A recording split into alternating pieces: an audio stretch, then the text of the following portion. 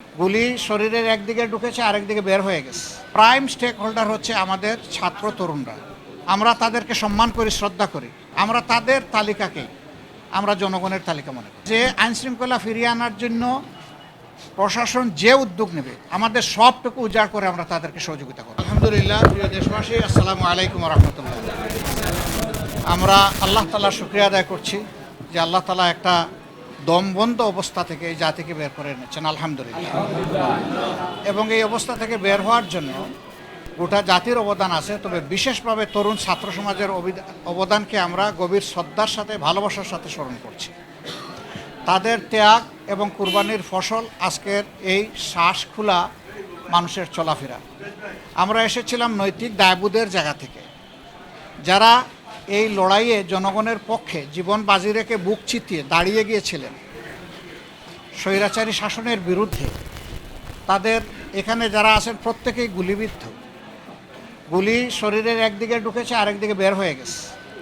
তার মানে এখানে খুব হেভি লিদাল ওয়েপন্স ব্যবহার করা হয়েছে, যেটা সম্পূর্ণভাবে বেআইনি, নিষিদ্ধ, অনৈতিক এবং এখতিয়ার বহির্ভূত, অথচ তাই করা হয়েছে। আমরা তাদের অনুভূতি যখন জানতে চেয়েছি, তখন শারীরিক কষ্টের কথা বলার চাইতে তারা তাদের জাতিকে যে একটা স্বাধীনতা তারা নতুন করে তাদের দৃষ্টিতে উপহার দিতে পেরেছে, এটার জন্য তারা গর্বিত এবং আনন্দিত। এর পাশাপাশি চিকিৎসা, আসলে একসাথে এতগুলো মানুষ ইনজিওর্ড হয়েছে, আমাদের সব জায়গায় কিছু কিছু সীমাবদ্ধতা থাকে। এখানেও যারা প্রশাসনে আছে তাদের হয়তো নিশ্চয়ই কিছু সীমাবদ্ধতা আছে। আমরা তাদের সাথে আলাপ করে তাদের আন্তরিকতা উপলব্ধি করেছি। তারাও তাদের সর্বোচ্চ সামর্থ্য অনুযায়ী দিয়ে যাচ্ছেন, কিন্তু তারপরেও প্রত্যাশিত চিকিৎসা জন্য আরও একটু অ্যাটেনশন আমরা তাদেরকে ড্র করেছি, যে এই মানুষগুলো যেন দ্রুত সুস্থ হয়ে আবার যার যার কর্মক্ষেত্র এবং যার যার পরিবারে ফিরে যেতে পারে। আমরা এটাকে তীব্রভাবে ঘৃণা করি এবং আপনারা জেনে আনন্দিত হবেন যে এখন প্রত্যেকটা মন্দির, ধর্মীয় প্রতিষ্ঠানের পাহারাদারি আমাদের ছেলেরা হাতে লাঠি নিয়ে করছে। এবং আমরা বলে দিয়েছি, কোনো দুর্বৃত্ত যদি এই ধরনের কাজ করতে আসে তাদেরকে অবশ্যই প্রতিরোধ করবা, কোনো ছাড় দেবে না। দেখেন, এই বিপ্লবের নায়ক, আমরা যখন প্রেসিডেন্ট মহোদয়ের সাথে বৈঠকে বসেছিলাম, তখন আমরা বলেছিলাম যে আমরা সেকেন্ড স্টেক হোল্ডার। এবারকার প্রাইম স্টেক হোল্ডার হচ্ছে আমাদের ছাত্র তরুণরা। সুতরাং তাদের সাথে আপনারা বসুন, তাদের কথা আপনারা শুনুন। আমরা তাদেরকে সম্মান করি, শ্রদ্ধা করি। তারা তালিকা দিয়েছে, আমরা বিভিন্নভাবে, তারাও অনেকের সাথে যোগাযোগ করেছে। আমরা তাদের তালিকাকেই আমরা জনগণের তালিকা মনে করি।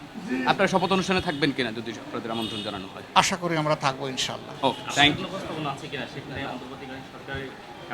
এগুলা এখনও কোনো ডেফিনিট কথা বলা ঠিক হবে না, এটা প্রিমেচিওর হবে। আগে ইন্টারিম গভর্নমেন্টটা ফাংশন শুরু করুক। আজ পর্যন্ত জনগণের ফাংশন চলছে, কালকে থেকে শুরু হবে ইন্টারিম গভর্নমেন্ট, এরপরে আসবে পলিটিক্যাল গভর্নমেন্ট। কিন্তু এখন তো জনগণের যে সরকার চলতেছে, কিভাবে চলছে আপনারা বুঝতেই পারছেন। আমরা এই জায়গাটা এইভাবে চলুক এটা চাচ্ছি না। বিএনপি তো আমরা চাচ্ছি দ্রুত ল অ্যান্ড অর্ডার সিচুয়েশন তার জায়গায় চলে আসুক এবং দুর্বৃত্তরা যেন সুযোগ না পায়। কালকে আপনারা খবর পেয়েছেন, ঢাকা মহানগরীর বিভিন্ন জায়গায় ডাকাত দল গভীর রাতে হানা দিয়েছে। যতক্ষণ পর্যন্ত ল অ্যান্ড অর্ডার সিচুয়েশন ফিরে না আসবে, সুযোগ সন্ধানী দুর্বৃত্তরা, দুষ্কৃতিকারীরা এই কাজ করবে, তারা এই সুযোগ নেবে। আমরা সমাজের কোনো অকল্যাণ চাইতে পারি না। জামাতে ইসলামের মতো একটা সংগঠন, আমরা অন্তর থেকে আমরা প্রতিশ্রুতি দিয়েছি যে আইনশৃঙ্খলা ফিরিয়ে আনার জন্য প্রশাসন যে উদ্যোগ নেবে, আমাদের সবটুকু উজাড় করে আমরা তাদেরকে সহযোগিতা করব। বিএনপি গতকালকে বলেছে, যারা অন্তর্বর্তীকালীন সরকারের কাছে একটা দাবি জানিয়েছে যে তারা অতি দ্রুত যাতে নতুন নির্বাচনের আহ্বান জানায়, বা এই আহ্বান জানিয়েছেন তারা। আগে সরকারটা গঠন হোক, আমরা 1, 2, 3 করে আগাতে চাই, ইনশাআল্লাহ। Thank you.